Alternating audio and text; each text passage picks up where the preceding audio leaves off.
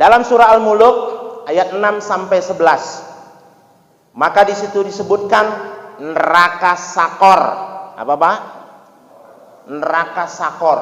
Dia berilmu, dia punya ilmu melebihi dari orang yang lain, hafal Al-Quran, hafal hadis, tapi memutuskan tali silaturahim, maka nerakanya adalah neraka sakor. Tuh, jelas? Neraka sakor. Maka kalau jumpa nanti neraka sakor. Apa kau ini? Ucap salam enggak, kau bilang pula aku neraka sakor. Akhirnya berantem lagi. Jangan dijadikan dalil. Maksudnya tetap berfokus pada siapapun, surah Al-Muluk ayat 6 sampai 11. Siapapun dia, sudah beragama, sudah berilmu, sering, bahkan dia iktikaf di masjid pun diputuskannya tali silaturahim, maka nerakanya adalah neraka sakor. Neraka sakor itu, Pak, bagi orang-orang yang berilmu tapi tak diimplementasikannya ilmu tersebut. Maka di dalam kitabnya Ibnu Qayyim Al-Jauziyah, Pak, setan itu berilmu tapi nggak bisa beradab. Itu, Pak. Maka adablah yang diutamakan. Adab. Makanya saya bilang tadi, orang yang menganggap bahwa ilmunya lebih hebat, saya pun nggak merasa hebat, maka sesuatu akan menjadi sombong.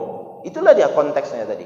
Maka daripada itu, siapa saja pun yang dia sudah berilmu sampai 10 tahun, 20 tahun, kuliah pun dia di Madinah, Mesir dan sebagainya, kalau diputuskannya tali silaturahim, sakor. Jelas. Titik. Setuju? Nah, yang nggak setuju berarti Fir'aun. Ustaz ini cepat kali bilang kami Fir'aun. Lah, kan Al-Quran yang saya sebutkan. Surah Al-Muluk ayat 6 sampai 11. Maka daripada itu, siapapun tetap. Orang yang berilmu memutuskan tali silaturahim, maka neraka sakor. Orang yang tak berilmu, dia sombong, nggak mau dia meminta maaf, padahal kawan sudah memaafkan, maka disebut dengan bagyun. Apa, Pak? Bagyun. Bagyun itu di dalam Ibnu Majah terbagi dua, Pak. Syarrun li ghairihi, zulmun li ghairihi. Apa, Pak? Kan? Kita ulangi sekali lagi. Nanti pulang dari sini nanti ditanya istri, apa kata Bapak Ustadz itu tadi? Enggak tahu, enggak apa. Besok tak usah lagi, tak usah ke sana ya. Ustadznya juga yang salah kan? Bagyun. Apa, Pak? Bagyun. Bagyun itu terbagi dua.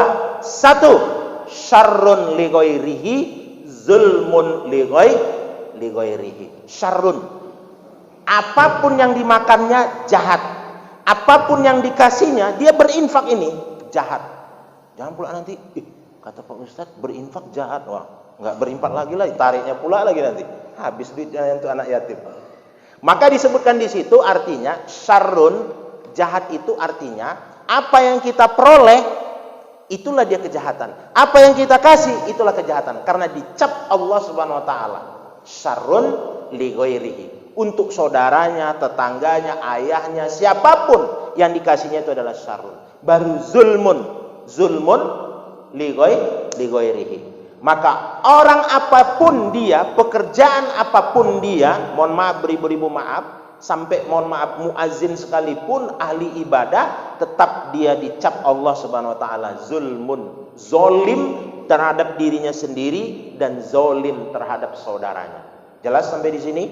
Maka apapun ceritanya, Bapak tidak suka habis hari ini minta maaf. Kalau Bapak tak suka, tutup mata Bapak. Nah, banyak itu. Tak bisa juga. Ini ada selendang saya ini. Tutup mata. Nah, datangi dia. Aku minta maaf. Kok keras? Rupanya tiang listrik pegangnya. Maka tutuplah mata. Ingat apa yang kita ucapkan. Meminta maaf. Kalau dia tidak terima, tadi sudah jelas dikasih tahu sama ustadznya. Ustadz yang mana tadi? Ada di belakang. Oh, enggak ada. Ustadznya sudah bilang tadi, sampai kapanpun dia akan memakan batu bara api. Jelas sampai di situ. Maka dia tidak meminta maaf, tidak memaafkan. Padahal kita sudah minta maaf. Kita tahu kita salah. kita tahu kita tidak salah pun, kita tetap memberikan maaf. Jauh lebih besar Pak pahalanya Pak daripada memberi maaf. Maka daripada itu minta maaflah. Hanya gara-gara apa Pak? Summa qasat qulubukum. Itulah dia Pak, keras. Fahiyakal hijaroh. Maka kalau Pak itu udah sumpahnya setan Pak. Sumpahnya setan.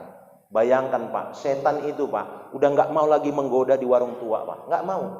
Mana mau dia menggoda di warung tua? Orang yang berjudi nggak boleh. Karena yang didatangi juga setan.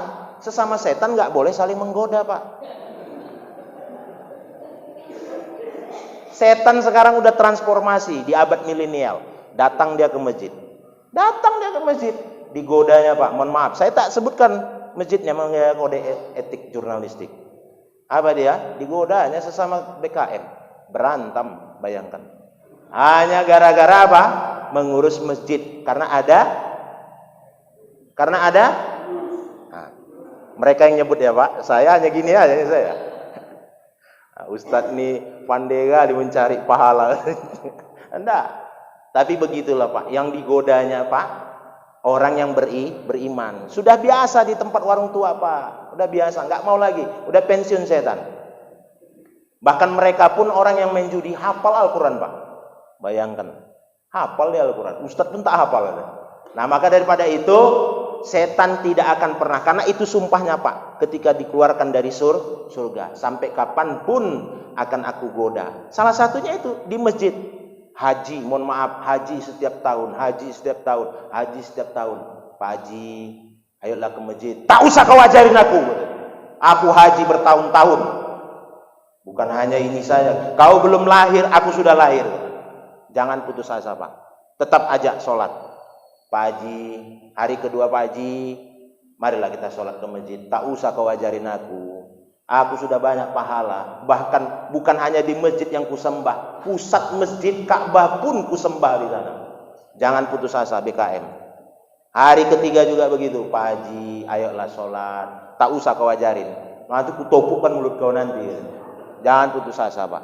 Hari keempat, kasih video. Ustadz Khalid Basalamah, Ustadz Abdul Somad, Ustadz Abdi Hidayat. Tunjukkan. Orang yang tak sholat ke masjid mati. Gitu. Nembak saya ini kata Pak Haji kan. Nggak bisa Pak dengan lisan kita, dengan video Pak. Tak juga, alah banyak bongaknya ini. Ustadz ini pun dulu tak pernahnya ini ke masjid. Hari kelima Pak Haji, sholatlah Pak Haji ke masjid. Tak usah kau ajarin ya. Besok kok datang lagi ku cincang kepala kau. Baru kita bilang, ingat Pak Haji ya, mati kau tak ku sholatkan. Iya juga ya. Jadi gitu Pak. Jadi kalau lisan kita nggak mau dia memberi maaf Pak, tunjukkan video Pak. Orang yang mati, orang yang sakratul maut tuh Pak. Nah, masya Allah, luar biasa Pak. Bapak tahu kawat berduri itu Pak, dimasukkan ke dalam rongga kita, dicabut basah-basah Pak, dikuliti Pak. Bayangkan dikuliti Pak. Bapak aja kalau saya cubit terasa sakit, betul kan Pak?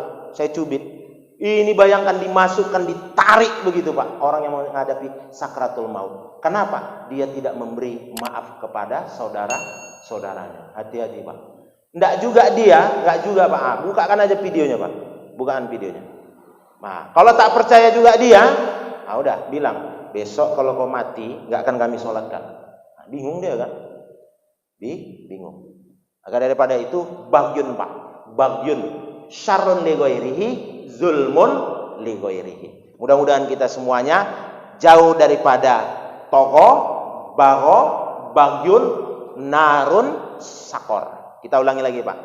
1. Toko, bago, bagyun, narun, sakor. Payah Pak mengucapkannya. Rekam aja Pak, rekam. Nampaknya karena belum ada nasi goreng nampaknya. Mohon maaf Pak.